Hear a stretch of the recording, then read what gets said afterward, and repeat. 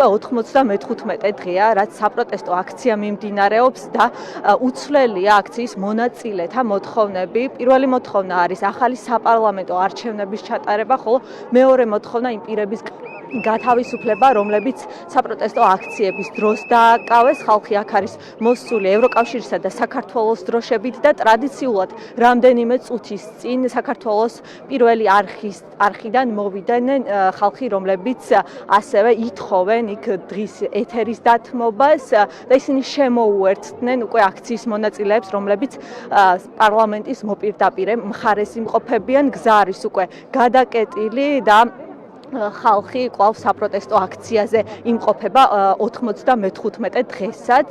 აქ არის სხვადასხვა პროფესიის ხალხი შეკრებილი, მათ შორის არიან გამომცემლები, მსახიობები, კონსტიტუციონალისტები და ასე შემდეგ. ჩვენ ახლა გადავინაცვლებთ გვანცა ჯობავასთან, რომელიც გახლავთ გამომცემელი. გვანცა მოგესალმებით, მადლობა რომ გვითმობთ თქვენს დროს და გითხარით კვლავ 95 დღეა და ქართული ხალხი კვლავ აპროტესტებს ხელისუფლების პოლიტიკას. გითხარით რა არის მთავარი თქვენი мотиваცია რომ დღეს აქ ხართ და ზოგადად როგორ ხედავთ მოვლენებს? მიესალმებით თქვენს მაყურებელს, მართლაც 95 დღეა, გავიდა მთელი ზამთარი და მთელი ზამთარი ქართულმა ხალხმა, ქართულმა საზოგადოებამ პროტესტში გაატარა ქუჩაში. თუმცა ამ პროტესტის მიზანი და мотиваცია მე ვფიქრობ, რომ კიდევ უფრო მეტ ადამიანს უჩნდება და ეს განსაკუთრებით ჩანს ხოლმე იმ დიდ აქციებში, რომელიც პერიოდულად იმართება და ხედავთ რამხელა ამ პროტესტის ტალღა და იმ ადამიანების ჯგუფები, რომლებსაც არ მოსწონთ ამ ხელისუფლებაში, ამ ხელისუფლების პირობაში, ამ ქვეყანაში ცხოვრება.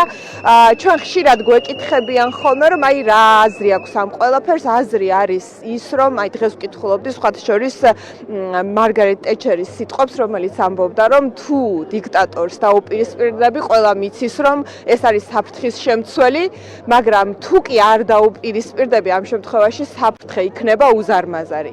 ამიტომ ჩვენ გვაქვს ძალიან კარგად გაცნობიერებული ჩვენი არჩევანი, რომ აი ამ უზარმაზარ საფრთხეს ჩვენ ვაცნობიერებთ დღეს ძალიან გარკვევით, ძალიან მკვეთრად და აი ამ უზარმაზარი საფრთხის აცილება გვინდა ჩვენი ქვეყნისთვის და ამ ქვეყნის თითოეული მოქალაქისთვის.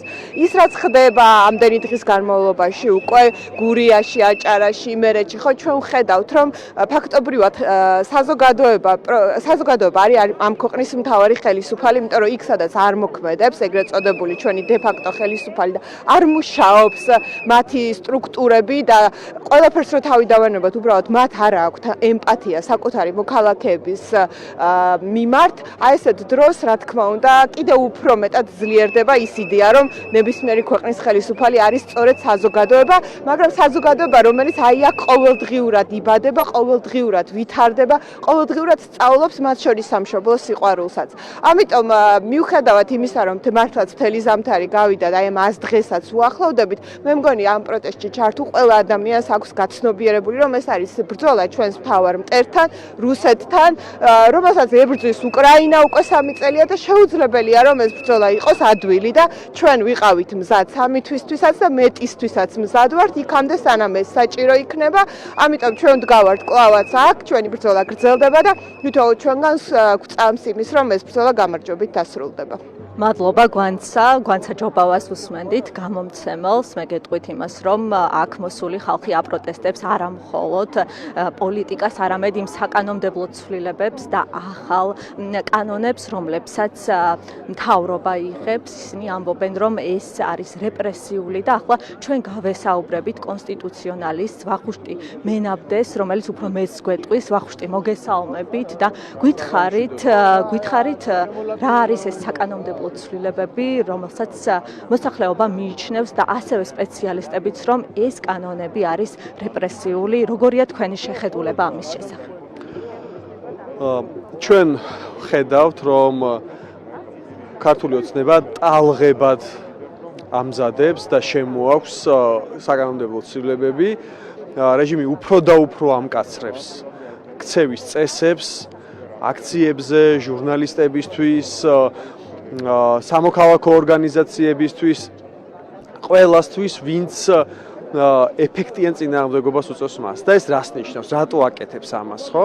იმიტომ რომ ერთი მხრივ მას უნდა შეგვაშინოს, მაგრამ მეორე მხრივ ჩვენ მეორე მხრიდან რო შევხედოთ ამას, ეს ნიშნავს, რომ ქართული ოცნება და რეჟიმი მიიჩნევს, რომ აქამდე არსებული კანონები, აქამდე არსებული წესრიგი არ იყო ეფექტიანი, არ ყოფნიდა მას საკუთარი სიმტკიცის დასაცავად და წინააღმდეგობა არ ყევდა მის საფუძველს. ამიტომ სჭირდება, რომ ყოველ ჯერზე ახალი შეზღუდვა შემოიღოს, რომ ამით მაინც გაუმკლავდეს ამ სახალხო წინააღმდეგობას, რაც თბილისში და მთელი საქართველოს მასშტაბით არის გაშლილი. ჩვენ აი სწორედ ასე უნდა წავიკითხოთ ეს ცვლილებები, რომ ერთი მხრივ ეს არის გამკაცრება, მაგრამ ეს გამკაცრება არის რეჟიმის არაეფექტიანობის მაჩვენებელი.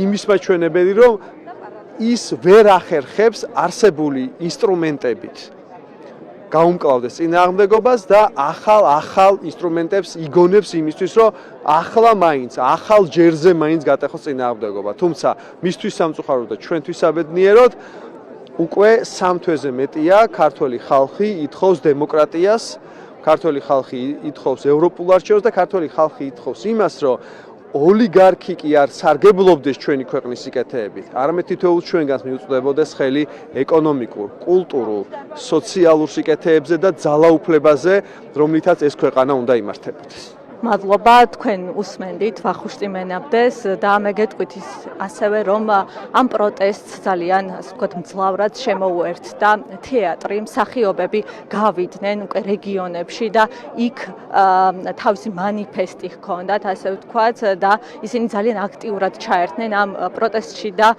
მათ განაცხადეს, რომ ხელოვნებას თავისი სიტყვა უნდა ეთქვა.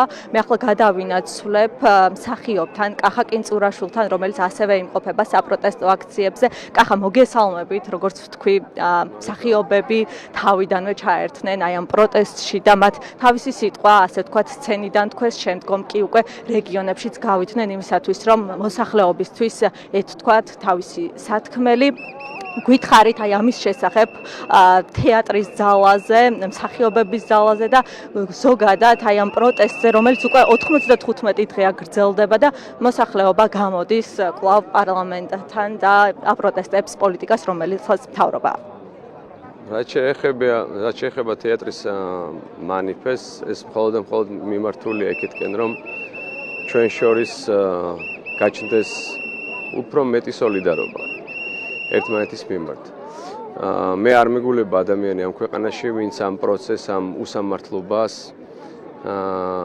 უსამართლობის წინააღმდეგ არ იყოს და არ თანაუგრძნობდეს იმ ადამიანებს, რომლებიც უკანონოდ არიან დაპატიმრებულები, რომლებიც აწამეს აი ამ ქუჩაზე, რაღაც ჩაბნელებულ ადგილებში, ეგრეთ წოდებულ მარშრუტკებში და ასე შემდეგ. აი შეხედეთ რა ადამიანები როგორ დგანან მშვიდობიანად და ეხლა ამ ადამიანებს შეიძლება მეც ხვალ მომივიდეს ჯარიმა 5000 ლარის ოდენობით. ეს არის მოქალაქეების შეურაცხყოფა. ბოლო 2 თვეში განსაკუთრებით რა კანონიც მიიღეს, ეს კანონები არ არის იმისთვის, რომ საზოგადოება გაჯანსაღდეს, ქვეყანა გაჯანსაღდეს. ეს არის ადამიანების წინააღმდეგ მიმართული კანონები. და ზუსტად ამიტომ მე პირადად დგავარ აქ, აი გუშინ ვფიქრობდი, რომ დადგა გაზაფხული და კიდევ ერთი ზამთარი გაილია ჩემს ცხოვრებაში, ახლა როგორც ერთ ადამიანზე რო ვილაპარაკო, ხო, მოქალაქეს. და მე არ ვიცი კიდევ რამდენი ზამთარი მექნება ცხოვრებაში, 1, 10 თუ 20, ხო? ეს არავინ არ იცის.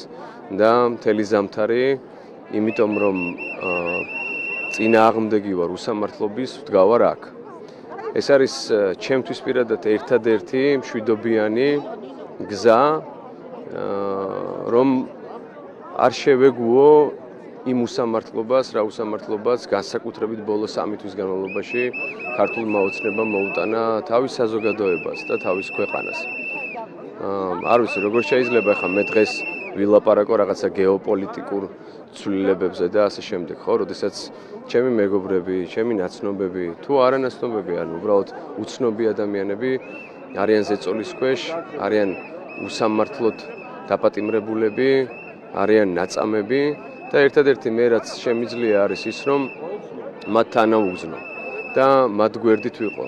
როგორ შეიძლება მე არ ვიდგე დღეს აქ, როდესაც ვიცი, რომ ათობით ადამიანი უძილო ღამეებს ატარებს ციხეში, ხო? ეს მინიმუმია, რაც მე დღეს შემიძლია რომ გავაკეთო.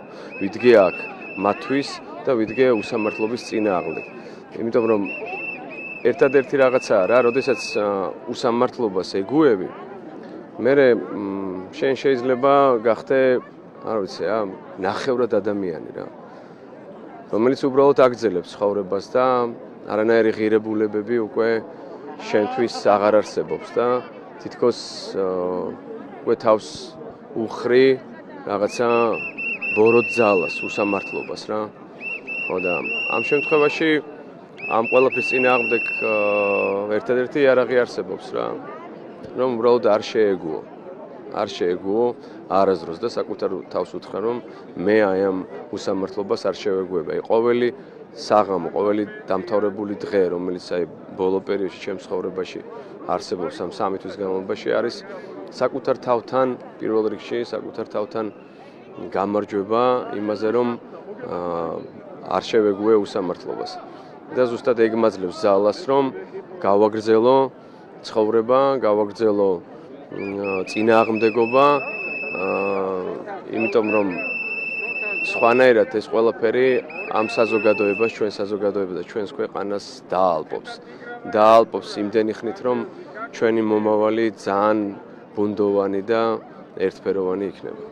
დიდი მადლობა, თქვენ კახა კინწურაშვილს უსმენდით, მსახიობს და საპროტესტო აქცია რუსთაველის გამზირზე პარლამენტის მიმდებარედ 95 დღეა, რაც გრძელდება, ახლა კადრშიც გაჩვენებთ, მოთხოვნები არის იგივე.